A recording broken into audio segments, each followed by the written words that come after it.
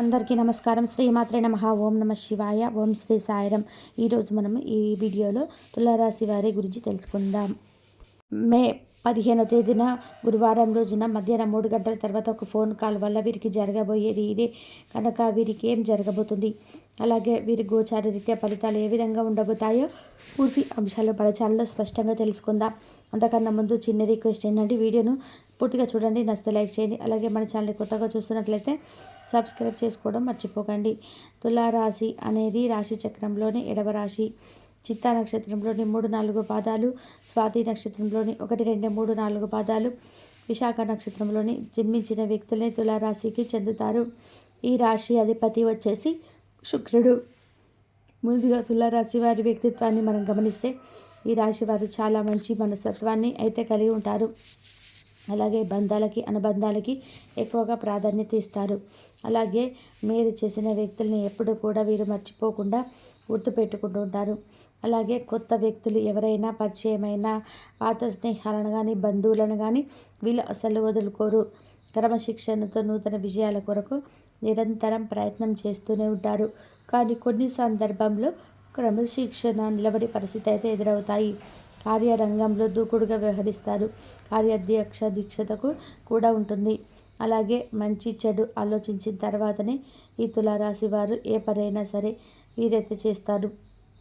అయితే ముఖ్యంగా ఈ రాశి వారు ఇక వివరాల్లోకి వెళ్తే కనుక తులారాశి వారికి అయితే అలాగే రాశి జన్మించినటువంటి వ్యక్తులు చాలా మంచి లక్షణాలను కూడా కలిగి ఉంటారు.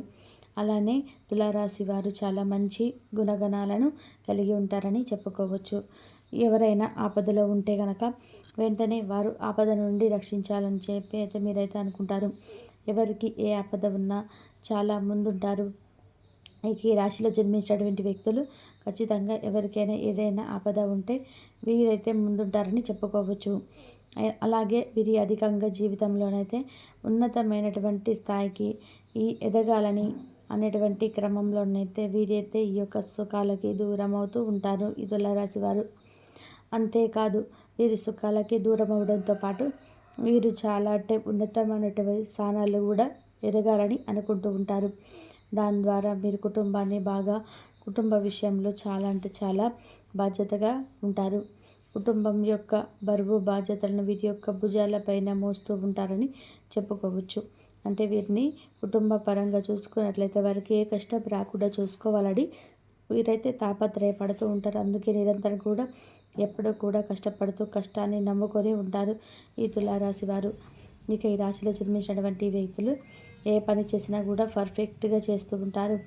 విన్నతమైనటువంటి ఆలోచన విధానంగా కూడా ఉంటుంది.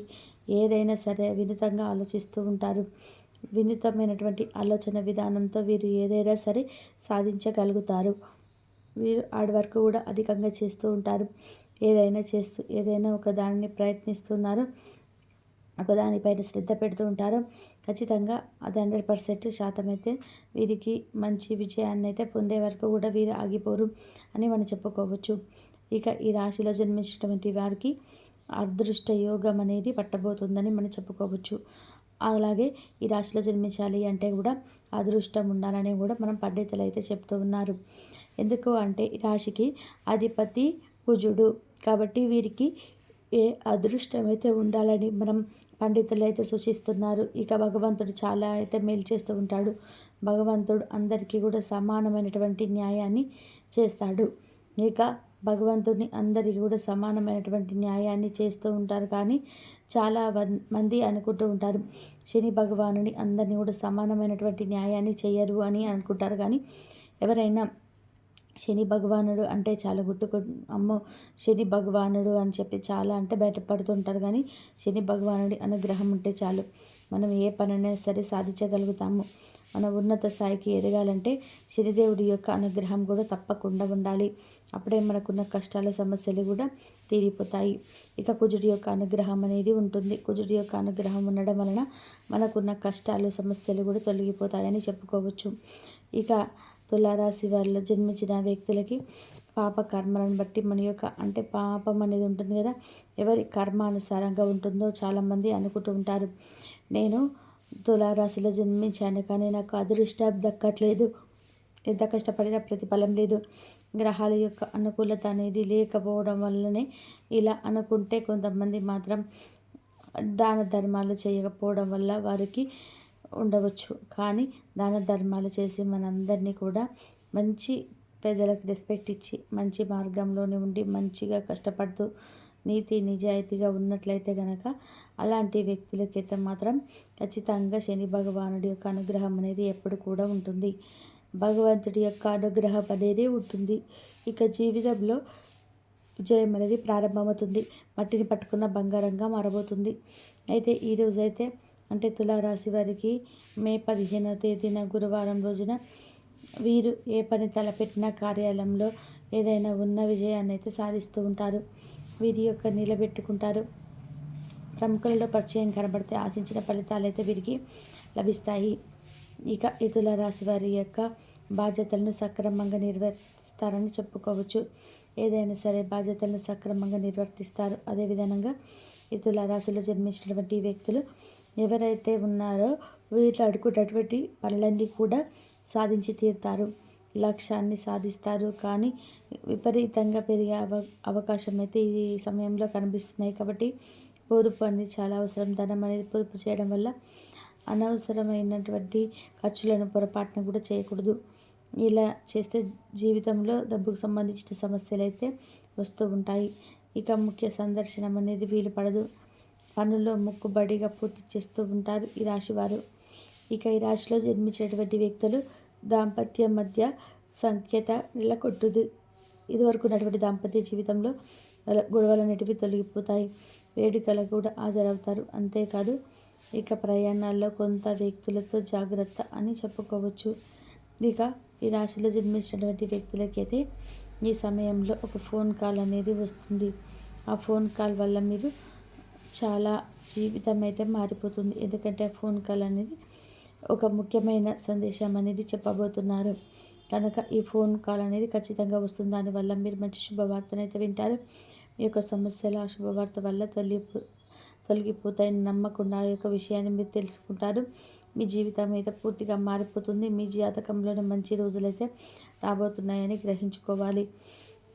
ఇక మీరు ఇంటర్వ్యూలకు వెళ్ళి అందులో విజయం ఉంటుందో లేదో అని చెప్పేసి ఎలా ఉంటుందో అని గోచారం ఎలా నడుస్తుందో అన్నటువంటి సిచ్యువేషన్స్ అయితే ఉన్నట్లయితే వారికి ఈ ఫోన్ అయితే వస్తుంది. ఆ ఫోన్లో ఖచ్చితంగా శుభవార్త అనేది వస్తుంది. మీకు ఉద్యోగం కన్ఫర్మ్ అనేది, మీకు ఉద్యోగపరంగా సమస్యలు తొలగిపోవడం అని, లేదా ప్రమోషన్ వచ్చింది అనేటువంటి సమాచారం అయితే అందడం కానీ, ఇలా మీకు వివాహాది శుభకార్యాలలో ఆలస్యం అవుతుంది అంటే ఆలస్యాలు కూడా తొలగిపోవడం కానీ, ఇలా అయితే శుభకార్యాలలో కూడా మీకు నిశ్చయం అవడం కానీ ఇలాంటివి అయితే ఆ ఫోన్ కాల్ ద్వారా మీకు వస్తుంది. ఇక ఈ రాశి వారికి అయితే, ఈ రాశిలో జన్మించినటువంటి వారికి అయితే ఇక ఈ విధమైనటువంటి ఫోన్ కాల్ అనేది వస్తుంది. కనుక ఈ తులారాశి వారికి మే 15వ తేదీన గురువారం రోజున మధ్యాహ్నం 3 గంటల తర్వాత ఫోన్ కాల్ వల్ల వీరికి జరగబోయేది ఇదే. మీరు శుభవార్తలు వింటారు. బంధుమిత్రులతో కలిసి శుభ కార్యక్రమాల్లో పాల్గొంటారు. కీర్తి ప్రతిష్టలు కూడా పెరుగుతాయి. ఆనందకరమైన వాతావరణం ఏర్పడుతుంది. మీ యొక్క ఆశయం నెరవేరుతుంది. ఉద్యోగంలో శ్రమకు తగినటువంటి ప్రతిఫలం ఏర్పడుతుంది. స్థిరత్వం ఏర్పడుతుంది. కలహాలకు దూరంగా ఉంటారు. విశేషమైనటువంటి కృషితో విజయాన్ని ఏర్పరచుకుంటారు. ఆర్థికంగా ఎదుగుతారు. స్వస్థాన ప్రాప్తి కలదు. అదేవిధంగా ఒక వ్యవహారంలో వీరికి పెద్దల ఆశీస్సులు లభిస్తాయి. మానసిక ప్రశాంతత ఏర్పడుతుంది. ఒక పనిలో అధికారుల నుంచి ప్రశంసలు ఏర్పడును. బంధువులతో విభేదాలు తొలగును. కష్టాల్లో తొలగును. అదేవిధంగా ప్రయత్నాలు పెరగకుండా ముందు చూపుతో వ్యవహరిస్తారు. అనుకున్నటువంటి నిర్ణయాలను తీసుకుంటారు. అధికారుల వద్ద జాగ్రత్త వహిస్తారు. తలపెట్టేటువంటి కార్యక్రమాల్లో లాభదాయకమైన ఫలితాలు సిద్ధిస్తాయి. సుఖ సౌఖ్యాలు ఏర్పడును. ప్రశాంతమైన వాతావరణం ఏర్పడుతుంది. అవరోధాలు తొలగును. ప్రణాళికబద్ధంగా పనులు పూర్తి చేస్తారు. కుటుంబ శ్రేయస్సు కోసం చేసే పనులు విజయవంతమవును. ఆరోగ్యం సహకరిస్తుంది. శత్రువులపై విజయాన్ని సాధిస్తారు. ధనయోగం ఏర్పడుతుంది.